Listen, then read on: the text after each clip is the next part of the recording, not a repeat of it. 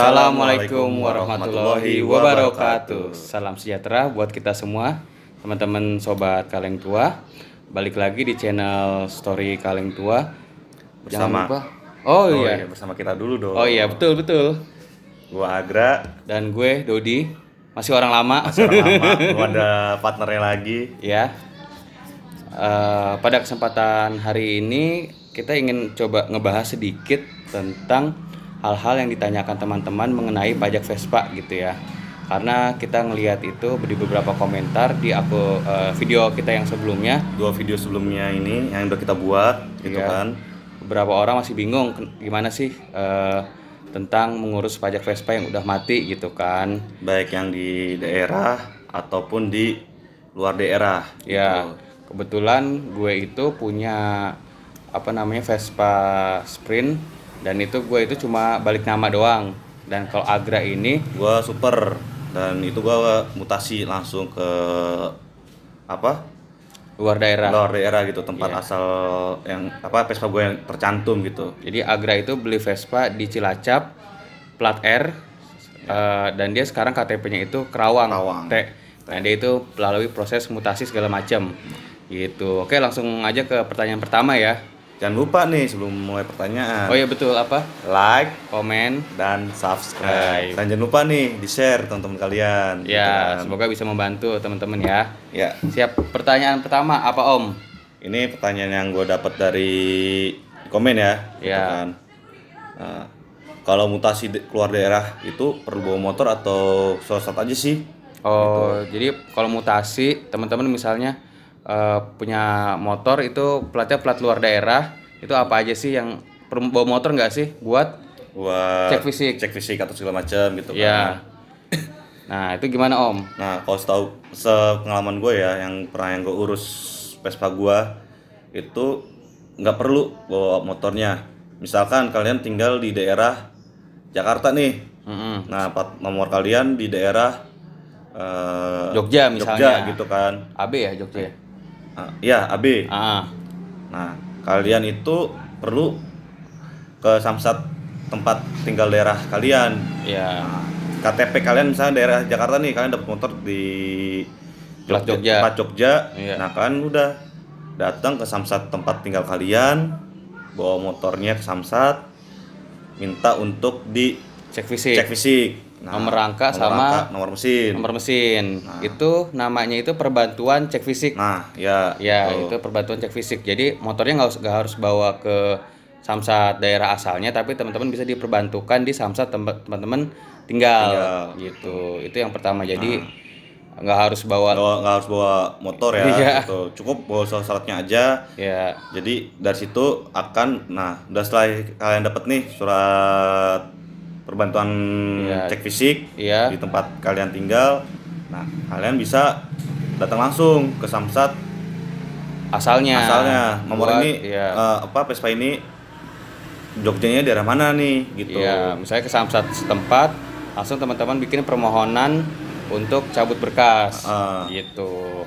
Jangan lupa bawa surat-suratnya Bawa ya. surat-suratnya juga gitu Iya. kan, juga bawa surat-surat mutasinya, surat perbantuan cek fisiknya, terus bawa KTP kalian juga nih gitu. Oke. Siap. Nah, terus kedua itu Pertanyaan kedua. pertanyaan keduanya ya, bagaimana kalau surat-surat hilang seperti BPKB atau STNK? Oke. Ini berat juga Ini sih berat ya. juga nih gitu kan. Iya. Mungkin lebih dari yang ringan dulu. STNK hilang ya. Nah, STNK hilang. Gimana, Om? Kalau gua STNK misalkan hilang nih, STNK-nya hilang Iya. atau ya STNK hilang. Kalian masih punya BPKB-nya. Iya. Nah, kalian bawa aja BPKB kalian ke bikin surat permohonan kehilangan. Surat keterangan kehilangan. Surat Jadi surat keterangan kehilangan. Misalnya teman-teman hilang, jadi teman-teman itu bisa ke ini dulu, ke kantor polisi buat bikin surat keterangan kehilangan, hilangnya di mana, kenapa dan kapan. Setelah itu udah udah dibikin, nanti teman-teman baru pas lagi ngurus bawa itu surat kehilangannya ke Samsat, teman-teman ngurus gitu. Jadi kalau STNK hilang masih agak ringan untuk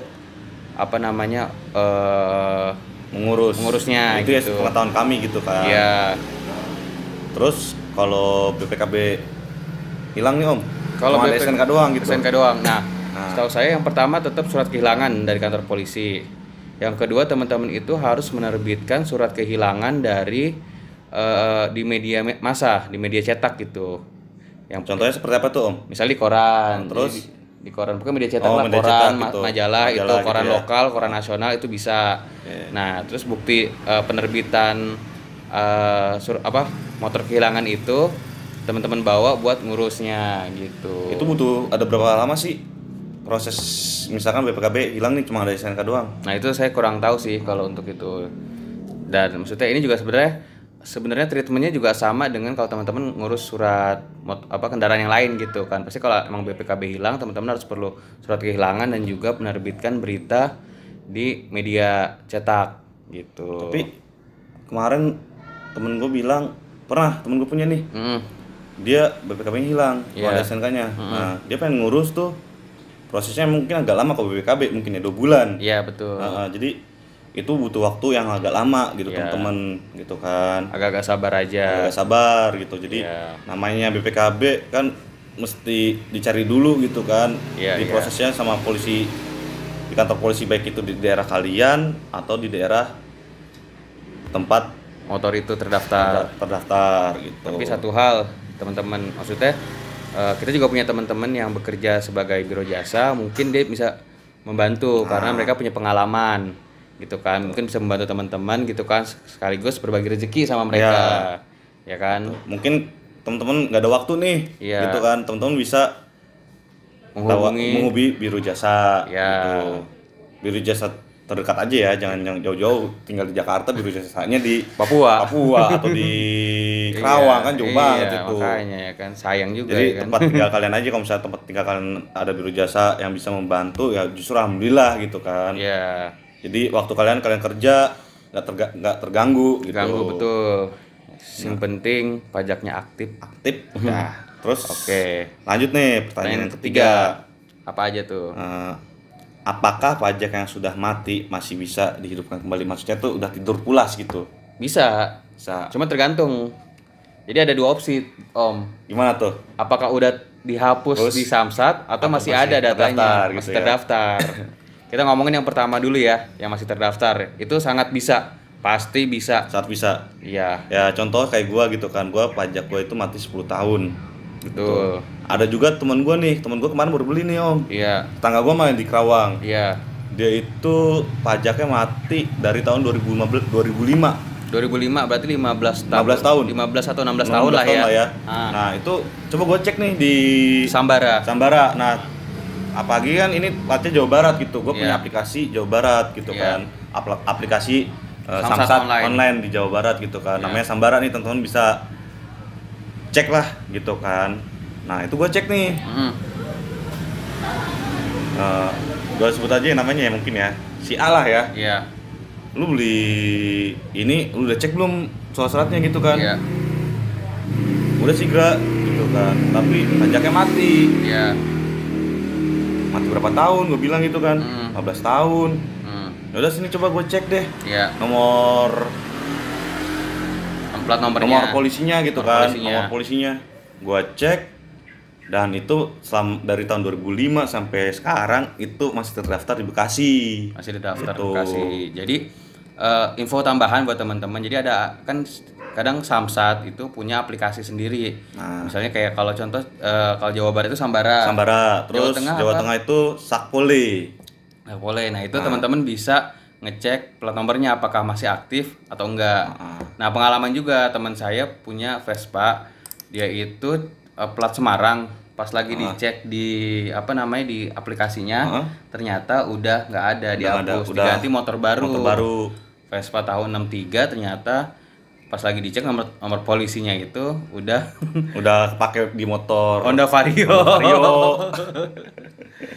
Ya itu ya maksudnya itu kan emang namanya udah mati gitu kan. Dan itu setiap Samsat pun setiap tempat tinggal kalian daerah, misalnya Jawa Barat sama Jawa Tengah atau DKI gitu kan ya. Kebijakannya beda-beda, kebijakannya itu berbeda-beda. Contoh kayak tadi nih, temen gua beli 15 tahun mati dan itu masih terdaftar gitu. Jadi nggak bisa dipukul rata gitu kan. Mungkin kalau Jawa Tengah agak cepet kali Om ya. Agak lebih Jawa lebih Tengah mungkin waktu lebih pemutihannya itu pemutihan itu lebih cepat. Nah, lebih cepat dibandingkan mungkin Jawa Barat gitu. Mungkin Jawa Tengah, DKI Jakarta itu mungkin agak lebih cepat. lebih cepat gitu. Cuma kalau kayak Medan itu ya kita juga kurang Kurang tahu tahu gitu. gitu kan, Ya. Sumatera atau gimana itu kita kurang tahu. Nah, terus kedua, selain kebijakan itu pun kalau misalkan kalian ada mutasi, ya coba aja gitu kan. Iya. Apalagi kan dengan biayanya lebih murah. Betul. Apalagi misalkan nomor kalian udah nggak ada nih. Iya. Nah, siapa tahu di situ kan membawa bukti surat-surat kalian ada, Iya. baik itu BPKB, STNK. Nah, terus kalian coba bawa motor cek fisik di situ di Iya. tempat. Siapa tahu masih bisa diurus Urus. sama pihak polisinya, Mm-mm. ada keringanan. Mm-mm. Itu Jadi- malah jadi rezeki kalian Iya. gitu kan. Gitu. Jadi kadang tiap Samsat itu punya kebijakan gini teman-teman. Jadi ketika teman-teman ngurus pajak motor kendaraan apapun, motor, mobil, motor baru, motor tua, kadang kalau emang pajaknya mati itu misal udah berapa lama, kadang mereka punya kebijakan untuk mendiskon lah, memotong pajak apa namanya yang harus dibayarkan, misalnya tunggakannya. Nah, itu. Misalnya 10 tahun jadi 5 tahun doang gitu. Cuma itu kebijakan itu kita juga nggak tahu persis kapan keluar gitu kan. Ya. Mungkin teman-teman bisa nanya pihak-pihak yang berwajib gitu. Itu ya teman-teman ya. Jadi ada dua opsi nih, kemungkinan masih terdaftar Ya. atau sudah dipakai sama Motor lain. Udah gitu. kena pemutihan. Kena pemutihan. Nah, kalau udah kena pemutihan itu yang sedikit repot sebenarnya teman-teman. Kenapa? Karena udah harus registrasi ulang. Jadi perlakuannya itu sama dengan motor baru. Jadi teman-teman harus bikin itu motor diregistrasi kembali di Samsat. Cuma untuk detail prosesnya kita juga belum tahu bagaimana. Nah, teman-teman mungkin yang punya teman atau kenalan biro jasa boleh ditanya lah kalau untuk seperti itu. Itu ya. Itu udah pertanyaan berapa nih? Ketiga Tadi ya. Sekarang yang keempat berarti ya. Keempat. Nah, mahal nggak sih urus-urus surat-surat Vespa itu? Standar sih kayak ngurus kendaraan biasa sih sebenarnya. Tapi balik lagi ke teman-teman mau pajaknya aktif apa enggak. Nah, terus kan kayak gue nih, gue pribadi gitu kan. Kemarin gue ngurus sendiri gitu kan. Karena gue pengen tahu pengalaman gue tuh ngurus surat Vespa tuh sendiri seperti apa sih gitu kan. Karena gue juga ada waktu luang kemarin itu om gitu kan. Ya udah akhirnya gue tektok kan tuh sama bokap gue. Dan ternyata ya gue kemarin tuh urus surat gue yang mati 10 tahun, pajak, mutasi, dapat plat nomor, BPKB baru, STNK baru. Gua total habis 1.700.000.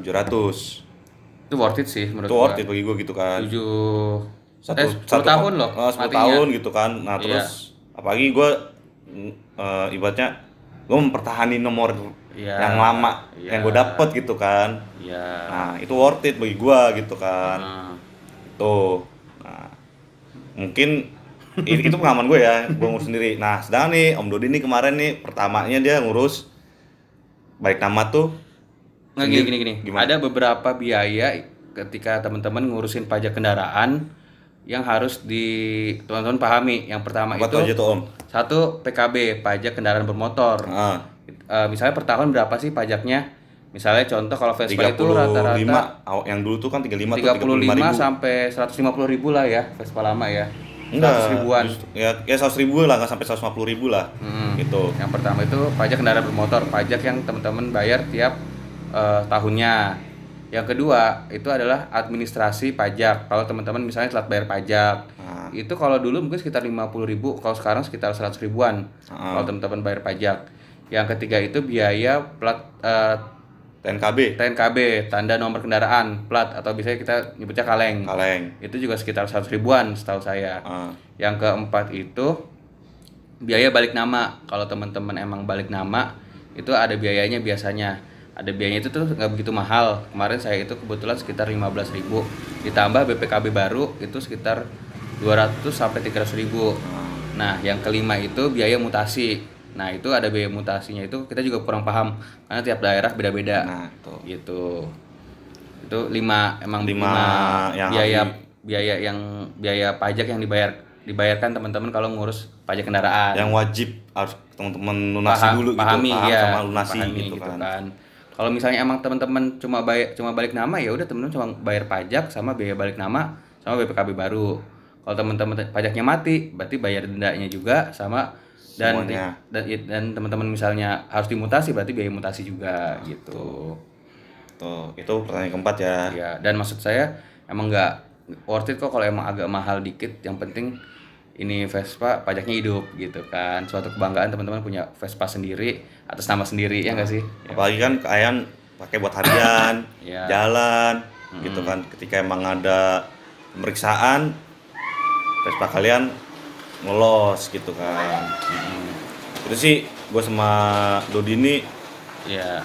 bukannya apa ya, pengen lah suatu kebanggaan bagi gue sama Dodi ini pajak ini Vespa ini hidup gitu kan. Ya. Karena ini pertama kali gue punya Vespa juga gitu kan, dan ini juga kenang-kenangan gitu kan dari bokap. Nah terus kalau Dodi kan dia bener-bener kerja, nabung, punya Vespa sendiri, rasa suatu kebanggaan gitu kan. Gitu. Pertanyaan selanjutnya. Pertanyaan selanjutnya nih yang kelima. Yang kelima ya? Kelima. Oke, lanjut. Gitu. Bagaimana kalau kita tidak punya KTP pemilik sebelumnya? Gak masalah. Gitu. Yang penting ada KTP kita, kan mau balik nama atas nama kita. Iya. Iya. Dan itu teman-teman tinggal nanti pas teman-teman transaksi jual beli kan juga nanti kan langsung sama pemilik sebelumnya gitu. Yang penting teman-teman ada bukti kalau teman-teman udah ngebeli pakai kwitansi sama di materai nilainya berapa, tipe Vespa apa.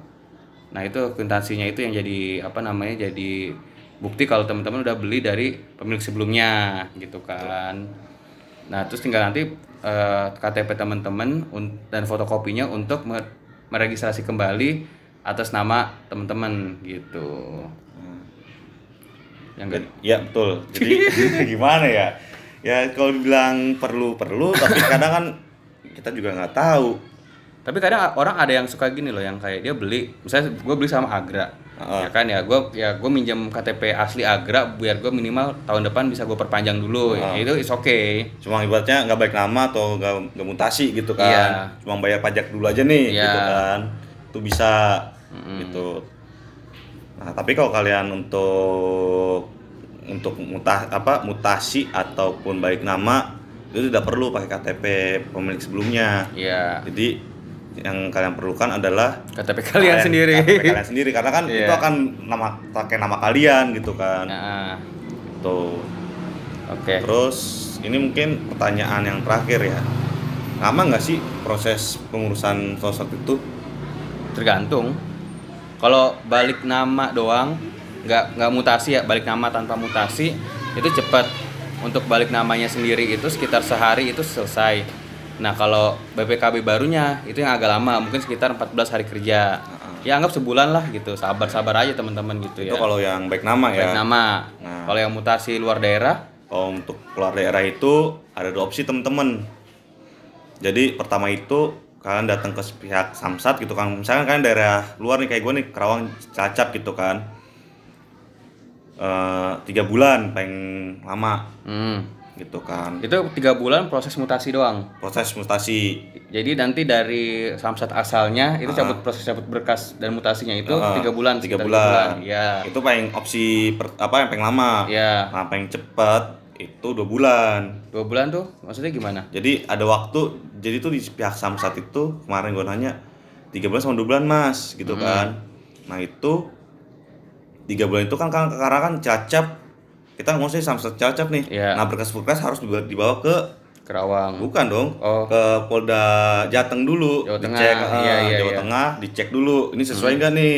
Jadi yang berkas-berkas gua bawa dari Kerawang, perbantuan, Iya. dicek lagi di sana, oh masih ada, ya udah, kalau misalnya masih ada ya udah aman gitu Iya. kan. Jadi itu 3 bulan itu butuh proses yang lama karena nggak hanya motor kita juga yang Iya. dimutasi gitu Ribuan kan. motor. Ribuan motor bahkan ratusan orang gitu kan yang antrinya panjang banget Ya ratusan sama ribuan ya, banyak ribuan.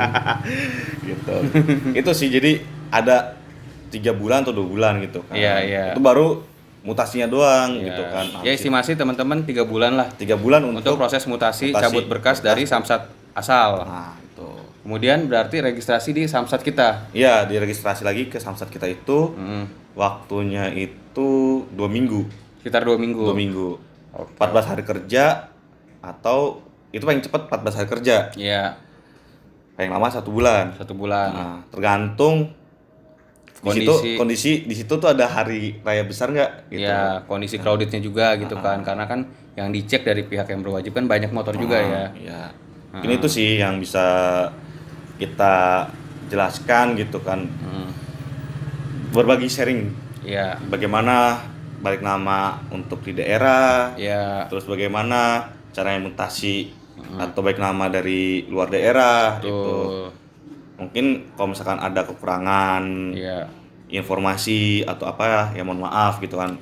Ini gue sama Dodi ini yang gue tahu tidak menggurui yang lain gitu hanya kan. Hanya sharing pengalaman yang gue alami sama Dodi ini, gimana sih caranya mutasi atau balik nama gitu kan. Tapi satu hal sih Om yang gue penasaran. Jadi jujur kan selama ini kan mungkin pengalaman kita berdua itu kan emang punya motor kan daerahnya kan itu kan di wilayah Jawa ya. Ya mungkin teman-teman yang pernah beli motor itu daerah Sumatera, Kalimantan atau bahkan Sulawesi, Bali atau Papua gitu, Irian ya mungkin pernah nyoba untuk ngurusin pajaknya ya boleh lah di-share gitu. Karena kan nambah ilmu buat kita semua juga gitu kan. Karena dulu saya juga punya motor Vespa plat Medan BK, cuma emang belum sempat diurusin secara langsung. Jadi mungkin teman-teman yang udah punya pengalaman untuk yang wilayahnya di luar Pulau Jawa ya mungkin bisa diurusin lah gitu, bisa di-share lah ke kita bisa gitu. Share juga gitu kan, bisa share kalian buat konten gitu kan, karena jarang bukan yang gue cek juga kan, yang gue tahu nih ya, udah gue cek gue dulu awal juga gini Om. Gue nyari nih gimana sih cara proses pajak Vespa. Itu jarang ada yang orang ngasih tahu gitu kan, apalagi dengan di dunia zamannya sekarang yang udah serba semua udah bisa kita berbagi. Kenapa tidak gitu kan tuh. Nah sama pesan saya sih terakhir sebenarnya satu, intinya emang ngurusin pajak Vespa itu sebenarnya sama aja dengan pajak kendaraan yang lainnya gitu kan, cuma biasanya permasalahannya adalah pajaknya emang matinya terlalu lama. Dan ini kan motor tua, ini besinya itu udah mungkin bisa jadi karatan kan, jadi mungkin emang nomor rangkanya biasanya itu emang kadang yang paling fatal lah, yang suka suka hilang gitu. Emang maksudnya sebenarnya perlakuannya sama aja kayak teman-teman punya motor biasa, motor baru atau mobil segala macam, sebenarnya perlakuannya sama, cuma emang ya kadang namanya Vespa kan kita pajaknya mati 10 tahun, 20 tahun, itu yang repot sih. Kalau perlakuannya itu sama dan emang ya intinya sih sebenarnya lebih kita feelingnya lebih enak aja kalau pajak Vespa kita udah hidup gitu kan, atas nama sendiri gitu kan, ada satu kebanggaan gitu. Satu kebanggaan. Apalagi ketika kita nongkrong bareng temen kan, ini pajak lu kali ini beneran hidup atau enggak gitu kan. Jadi orang pun akan penasaran gitu kan, nanya sama kita gitu kan, kita sharing, kita berbagi. Nah itu kan suatu ilmu yang bermanfaat banget gitu kan. Oke, sekian dulu dari gua sama Dodi. Jangan lupa komen, like, and subscribe. Jangan lupa nih tanda lonceng ya. Lonceng. Bye. Assalamualaikum.